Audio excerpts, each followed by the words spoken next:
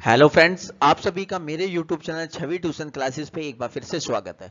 आज की वीडियो में हम अकाउंटिंग फॉर पार्टनरशिप फंडामेंटल के बारे में पूरी डिटेल के साथ पढ़ेंगे। तो चलिए आज की वीडियो स्टार्ट करते हैं।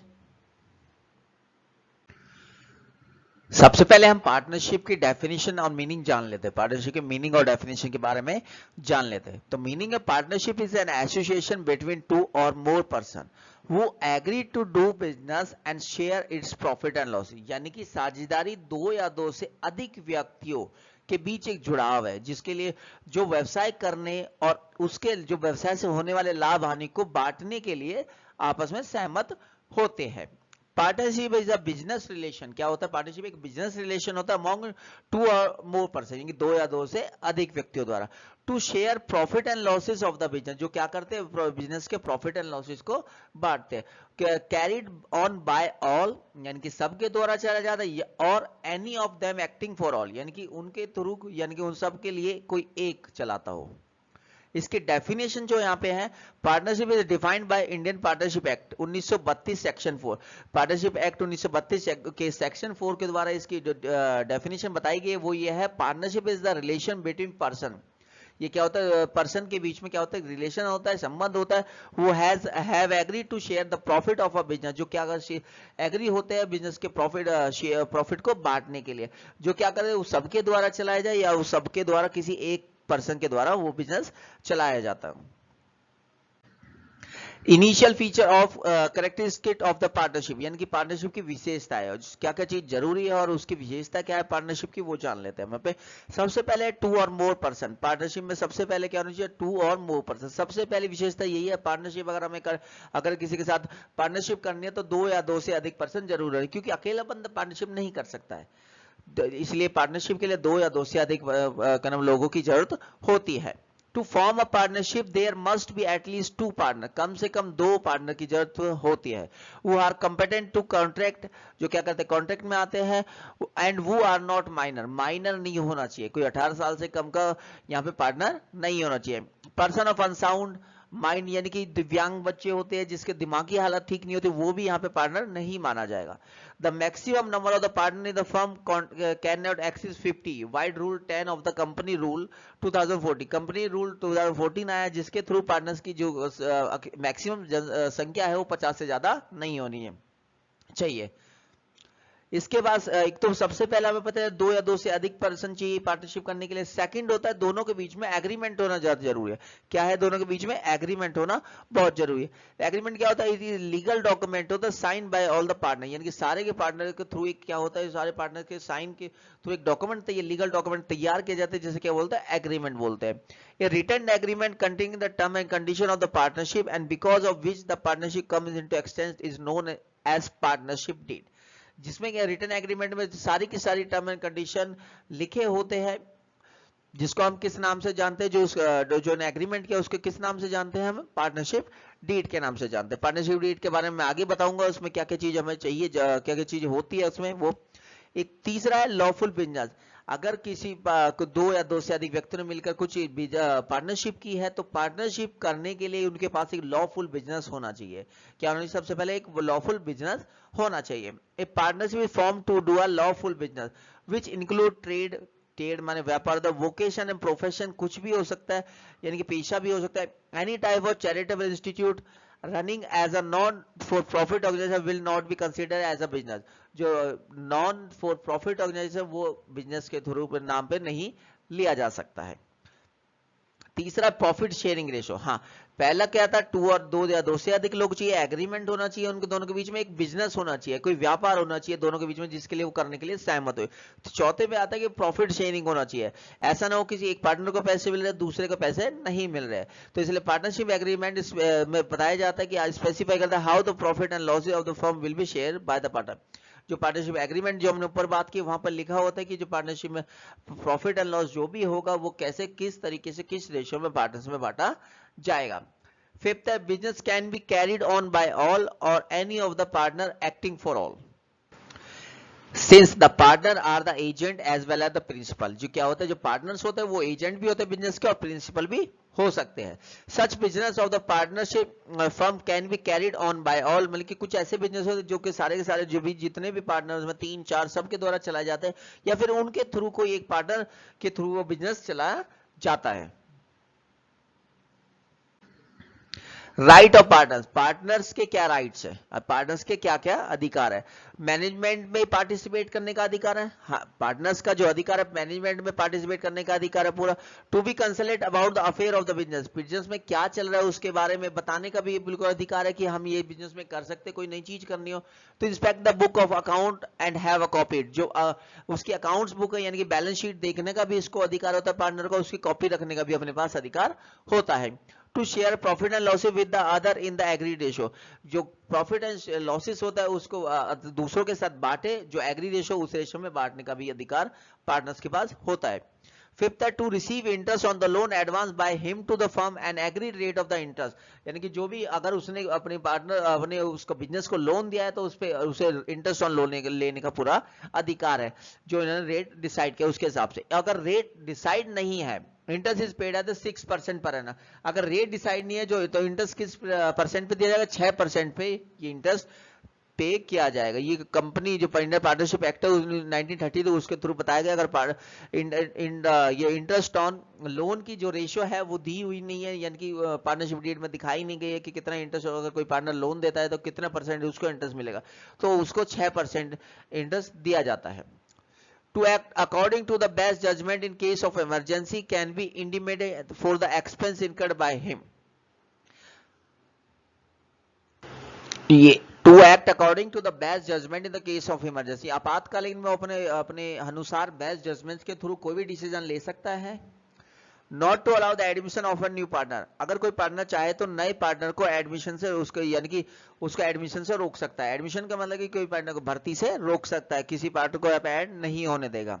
To retire from the firm after giving proper notice for the, अगर वो किसी पार्टनरशिप से हटना चाहता है तो वो प्रॉपर नोटिस देके पार्टनरशिप से हट भी सकता है।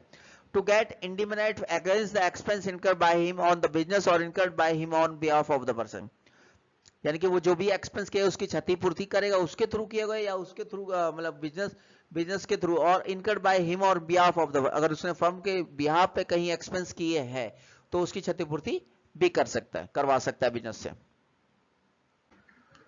इसके बाद पार्टनरशिप डीड के बारे में मैंने आपको बताया था, ऊपर एक एग्रीमेंट होता है, एग्रीमेंट को क्या यहाँ पे पार्टनरशिप डीड बोलते हैं। पार्टनरशिप डीड में क्या क्या चीजें होती है वो चीज मैं आपको बता देता हूँ। पार्टनरशिप एक रिटर्न डॉक्यूमेंट होता है containing the term and condition of the partnership, partnership की पूरी टर्म एंड कंडीशन यहाँ पे लिखी होती है। Because of which of the partnership comes into extent is known as a partnership deed, किसको किस नाम से जानते हैं, पार्टनरशिप डीड के नाम से, जिसमें कि सारी टर्म एंड कंडीशन लिखी जाती है। Because of which the partnership comes into existence, partnership deed जो है एक लीगल डॉक्यूमेंट होता है, साइन बाय और सारे के सारे पार्टनर द्वारा ये साइन होता है, और उसमें ये क्लॉजेज होते हैं। नीचे मैं आपको एक एक क्लॉजेज बता रहा हूँ क्या क्या चीज पार्टनरशिप डीड में होती है। सबसे पहले होता है डिस्क्रिप्शन ऑफ द पार्टनर, सबसे पहले सब पार्टनर्स का नाम लिखा होता है, उनका एड्रेस लिखा होता है, सब पार्टनर्स का पहले डिटेल होती है कि ये पार्टनर है, ये लोग यहाँ पे जुड़ना चाहते हैं किसी बिजनेस को करने के लिए। सेकंड पे लिखा होता है description of the firm, it is contain name and address of the firm, जो कंपनी है उसका नाम और पता लिखा होता है, कंपनी का नाम और पता, कंपनी यानी कि पार्टनरशिप फर्म जो भी हो गया उसका नाम और पता यहाँ पे लिखा होता है। फिर प्रिंसिपल प्लेस ऑफ बिजनेस, यानी कि बिजनेस एक्चुअल में करोगे कहां पर, क्योंकि फर्म का जो एड्रेस है और जो प्रिंसिपल प्लेस ऑफ बिजनेस अलग अलग हो सकते हैं, काफी जगह बहुत सी जगह तो एक ही होता है, लेकिन कोई कोई फर्म में क्या होता है ये अलग अलग हो जाता है, तो इसलिए वहां पे लिखा जाता है कि कहां पे its contain address of the principal place of the business, यानी कि बिजनेस कहां पे किया जाएगा। इसके बाद नेचर ऑफ बिजनेस, फिर बिजनेस का नेचर बताया जाता है कि आपका बिजनेस किस नेचर का है, ट्रेडिंग का है, मैन्युफैक्चरिंग है, सारे के सारे इसमें से आपको बताया जाता है कि आपका बिजनेस किस नेचर का। इसके बाद कमिटमेंट ऑफ द पार्टनरशिप, यानी कि पार्टनरशिप आपकी कब स्टार्ट हो रही है, date of the commitment of partnership specify in the clauses, यानी कि पार्टनरशिप की आपकी जो पार्टनरशिप है वो कब स्टार्ट हो रही है। इसके बाद कैपिटल कंट्रीब्यूशन, 6 पे बताया जाता है कि कैपिटल जो अलग अलग पार्टनर उन्होंने कितना कैपिटल अपने बिजनेस में लगाया है, वो सारी सारी चीजें यहाँ पे बता दी जाती है। या कैपिटल ये भी बताया जाता है कि उनकी कैपिटल फिक्स है या फ्लक्चुएटिंग है। फिक्स कैपिटल वो होता है जो फिक्स रहता है, स्थायी रहता है, उसमें से कोई छेड़छाड़ी नहीं होगी। फ्लक्चुएटिंग क्या होता है, जो कैपिटल बढ़ता घटता रहता है, उसे फ्लक्चुएटिंग बोलते हैं।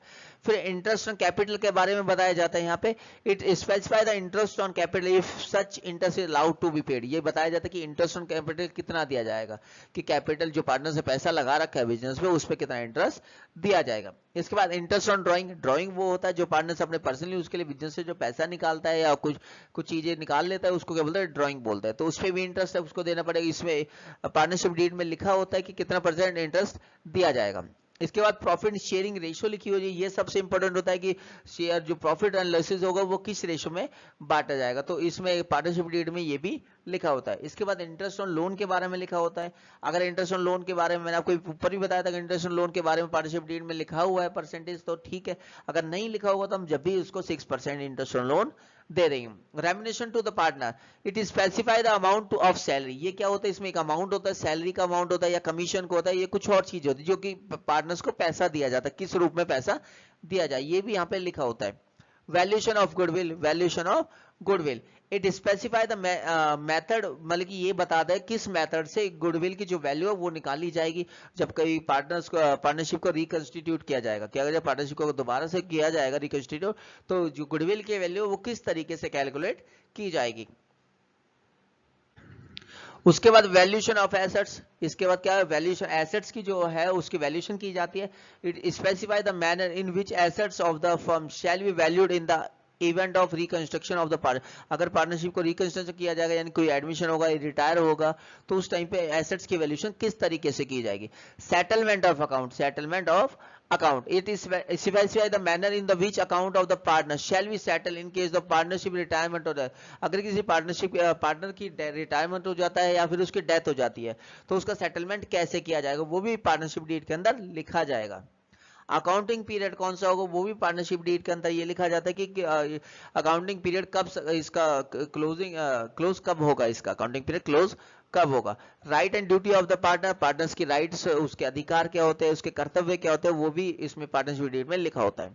ड्यूरेशन, पार्टनरशिप की ड्यूरेशन क्या होगी वो भी इसमें लिखी होती है। अब जैसे कोई फर्म ओपन कर रहा है तो उसकी ड्यूरेशन तो हम बता नहीं सकते, 2 साल 4 साल नहीं बता सकते, लेकिन कुछ ऐसे काम होते हैं जिसके लिए दो फर्म या दो व्यक्ति इस प्रकार जुड़ते हैं कि उसकी किसी काम को किसी पर्टिकुलर काम करने के लिए जुड़ते हैं, तो वहां पर ड्यूरेशन हम बता सकते हैं। बैंक, इसके बाद अगर बैंक अकाउंट ऑपरेशन, अगर सीधी सी बात, अगर 2 या 2 से लोगों ने मिलकर पार्टनरशिप ओपन किया तो बैंक अकाउंट तो वहां पे चलेगा। तो ये पता करने की बैंक अकाउंट का जो अकाउंट चलेगा वो कैसे होगा, कि एक ही पार्टनर्स के थ्रू चला जाएगा, या सब पार्टनर्स के जरिए चला सकता है, या कि सबके बिहाफ पर कोई एक पार्टनर चला सकता है। तो ये सारी की सारी डिटेल वहां पे लिखी होती है। इसके बाद नेक्स्ट है डेथ ऑफ अ पार्टनर। अगर किसी पार्टनर की डेथ हो जाती है तो फिर कैसे हो। It is specify whether the firm will continue or dissolve in the event of the death. अगर कोई पार्टनर की डेथ हो जाती है तो ये इसमें ये बताया, पार्टनरशिप में लिखा होता है कि अगर किसी पार्टनर की डेथ हो जाती है तो फिर पार्टनरशिप चलेगी या फिर उसको वहां पे खत्म कर दिया जाएगा पार्टनरशिप को। नेक्स्ट है इसमें लास्ट है settlement of the dispute. Partnership deed में ये भी लिखा होता है अगर किसी पार्टनर्स के बीच में डिस्प्यूट हो जाता है तो उसको सेटल कैसे किया जाता है, ये इसका उल्लेख पार्टनरशिप डीड में होता है। इसके बाद पार्टनरशिप डीड की क्या इंपॉर्टेंस है, इंपॉर्टेंस क्या है पार्टनरशिप डीड की, वो हम यहाँ पे देख लेते हैं एक बार। सबसे पहले एन इंपॉर्टेंट लीगल डॉक्यूमेंट, सबसे पहले एक लीगल डॉक्यूमेंट होता है। Defined relationship between the partners, ये पार्टनरशिप के बीच में रिलेशन जो होता है उसको डिफाइन करता है। उसके पार्टनर्स के तीसरा जो है पार्टनर्स की ड्यूटीज, राइट्स एंड लायबिलिटी जो होती है हर पार्टनर्स की, वो इसमें लिखी होती है सारी की सारी चीजें। इनके अब कोई क्या डिस्प्यूट होता है अमॉन्ग बीच यानी कि पार्टनर्स के बीच में, तो partnership deed is consider, partnership deed में जो भी लिखा होगा किस तरीके से उस डिस्प्यूट को सेटल किया जाएगा, तो उस तरीके से डिस्प्यूट को यहाँ पे सेटल किया जाता है। Not initial but desirable to have a partnership, यानी कि पार्टनरशिप डीड होना जरूरी है नहीं, लेकिन अपनी इच्छा अनुसार पार्टनरशिप डीड आप करवा सकते हैं। अगर partnership deed, last point of partnership deed अगर नहीं अप्लाई किया, अगर पार्टनरशिप डीड नहीं हो रखी है तो provision for Indian partnership act 1932 apply होगा। कौन सा अप्लाई होगा, इंडियन पार्टनरशिप एक्ट 1932 यहाँ पे अप्लाई किया जाएगा। इसके बाद provision affecting accounting treatment in the absence of partnership deed. अगर पार्टनरशिप डीड नहीं होगी तो अकाउंटिंग ट्रीटमेंट कैसे होगा पार्टनर्स के बीच में, वो यहाँ पे मैं बता देता हूँ। अभी मैंने ऊपर बताया था अगर पार्टनरशिप डीड नहीं होगी तो सारे किसके हिसाब से चलेंगे, जो इंडियन पार्टनरशिप एक्ट 1932 है उसके हिसाब से यहाँ पे सारा का सारा अकाउंटिंग ट्रीटमेंट किया जाएगा। Following are the matter of the which partners provision of the act shall be applicable if the partnership deed is silent। Partnership deed silent है तो क्या क्या चीजें यहाँ पे किस तरीके से बांटी जाएगी। सबसे पहले share of profit and losses. अगर पार्टनरशिप डीड नहीं है, अगर पार्टनरशिप डीड नहीं है तो इनको जो इनके share of profit and losses है वो इक्वल बांटे जाएंगे। किस रेशो में बांटे जाएंगे, इक्वल, यानी कि बराबर बराबर बांटा जाएगा। सेकेंड है interest on capital, no such interest on capital is allowed. Interest on capital partners को नहीं दिया जाएगा। तीसरा होता है interest on drawing, interest on drawing भी नहीं दिया जाएगा पार्टनर्स को। Interest on advance loan by the partner, interest shall be paid at the rate of 6%। मैंने ऊपर बताया था कि अगर इंटरेस्ट ऑन लोन यहाँ पे लिखा नहीं होगा तो इंडियन पार्टनरशिप एक्ट 1932 के हिसाब से पार्टनर्स को 6% इंटरेस्ट दिया जाएगा। Remuneration of the partner, no partner shall be paid such remuneration, यानी कि उसको सैलरी कमीशन कुछ नहीं दिया जाएगा पार्टनरशिप डीड नहीं है तो। Liabilities of the partner subject to agreement among the partner, liability क्या होगी पार्टनर, जो दोनों के बीच में एग्रीमेंट होगा उसके थ्रू उस पर लायबिलिटी होगी। Profit from a similar business, profit from a similar in case of a partner earns profit from a business that is similar to that firm in competition with the firm, that such profit earned from such business shall be paid to the firm। यानी कि अगर किसी partner ने उसके जैसे ही कोई business कर रहा है, अगर उससे ज्यादा प्रॉफिट कमा लिया तो वो जो प्रॉफिट होगा वो फर्म को पे कर देगा।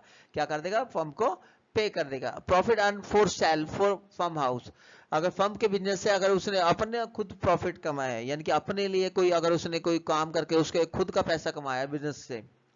इन case of the partner earns profit for self, अपने लिए कोई प्रॉफिट का फ्रॉम एनी बिजनेस ट्रांजेक्शन, अगर बिजनेस ट्रांजेक्शन के थ्रू उसने कोई भी अपने पैसा कमाया है of the from the use of the firm's property, firms की प्रॉपर्टी लगा के तो और business connection, the profit so earn shall be paid to the firm, तो उसको वो सारा का सारा पैसा किसको, फर्म को पे करना पड़ेगा। यहाँ पे जो इंपॉर्टेंट प्रोविजन है इंडियन पार्टनरशिप एक्ट 1932 के, उसके बारे में जान लेते हैं। सेक्शन 30 है, a minor may be admit for the benefit of the partnership if all the partners agree. ये कहना चाहता है कि अगर सारे पार्टनर एग्री हो तो माइनर को हम एडमिट कर सकते हैं खाली बेनिफिट के लिए। क्या हो सकता है, बेनिफिट के लिए खाली। अगर लॉस होगा तो माइनर को नहीं दिया जाएगा, अगर प्रॉफिट होगा तो माइनर्स को जरूर प्रॉफिट दिया जाएगा।